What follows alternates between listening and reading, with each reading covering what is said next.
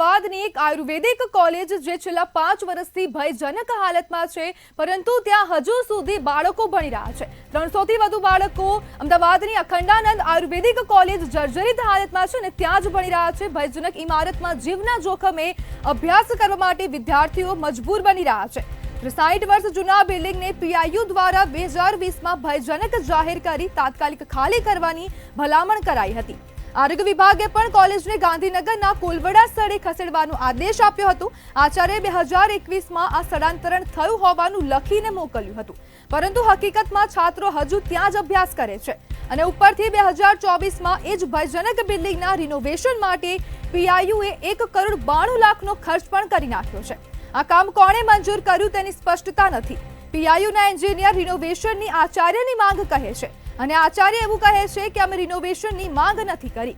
જમાવટ તો એવી છે કે રિનોવેશન વિના મંજૂરી અને સંરક્ષિત સ્મારક વિસ્તારમાં થયા હોવાથી પુરાતત્વ વિભાગે પણ નોટિસ ફટકારી છે।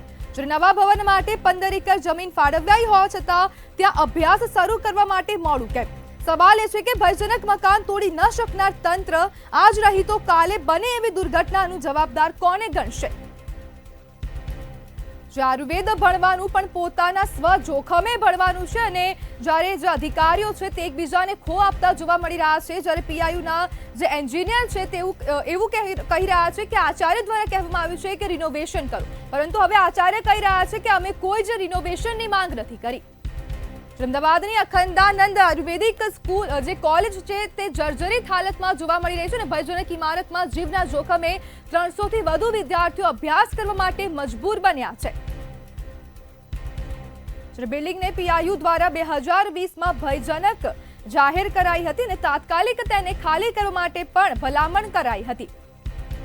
ત્યારે આરોગ્ય વિભાગે પણ કોલેજને ગાંધીનગરના કોલવડા સ્થળે ખસેડવાનો આદેશ આપ્યો હતો અને જ્યારે આચાર્ય દ્વારા સ્થળાંતરણની કબૂલાત પણ કરવામાં આવી હતી, પરંતુ હાલની તારીખમાં પણ આ જે બિલ્ડિંગ છે તે અભ્યાસ માટે ચાલુ છે।